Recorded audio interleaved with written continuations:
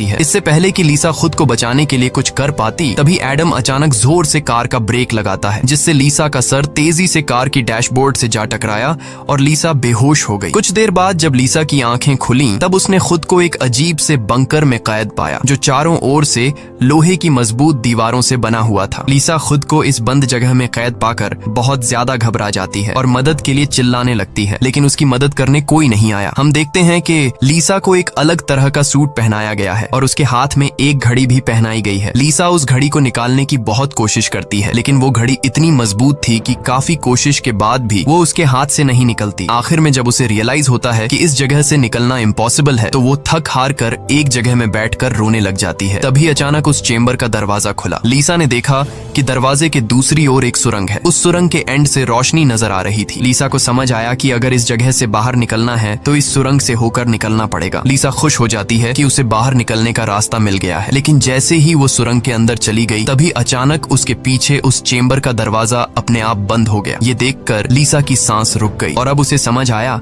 कि वो पहले से भी ज्यादा खतरनाक जगह में फंस गई है। तभी अचानक लीसा के हाथ में बंधे ब्रेसलेट में अलार्म बजने लगा और 11 मिनट का टाइमर सेट हुआ। ये देखकर लीसा समझ गई कि मुझे 11 मिनट में यहाँ से निकलना होगा, नहीं तो मैं हमेशा के लिए यहाँ पर बंद रह जाऊंगी। इसीलिए लीसा अपने हाथों और पैरों के बल रेंगती हुई जल्दी से उस रोशनी की तरफ बढ़ने लगी, लेकिन जैसे ही वो उस रोशनी के करीब होती जा रही थी, तभी अचानक उस सुरंग का आगे का दरवाजा धीरे धीरे बंद होने लगा। ये देखकर लीसा और तेजी से आगे बढ़ने लगी, लेकिन जब वो उस दरवाजे के पास पहुंची तो वो दरवाजा पूरी तरह से बंद हो चुका था। लीसा को कुछ समझ नहीं आ रहा था कि अब यहाँ से कैसे निकला जाए। वो चीख चीख कर रोने लगी। तभी उसकी नजर उस दरवाजे के बगल से जा रही एक दूसरी सुरंग पर पड़ी, लेकिन वो रास्ता बहुत ज्यादा तंग था। लीसा को अब कोई और दूसरा रास्ता नजर नहीं आ रहा था, इसलिए लीसा हिम्मत करके किसी तरह सुरंग के अंदर चली गई और काफी मुश्किलों के बाद वह उस रास्ते को पार कर लेती है और आगे बढ़ते हुए एक ऐसी जगह पर पहुंच जाती है जहां एक प्लेटफॉर्म की तरह दो रास्ते बने हुए थे। एक रास्ता ऊपर से जा रहा था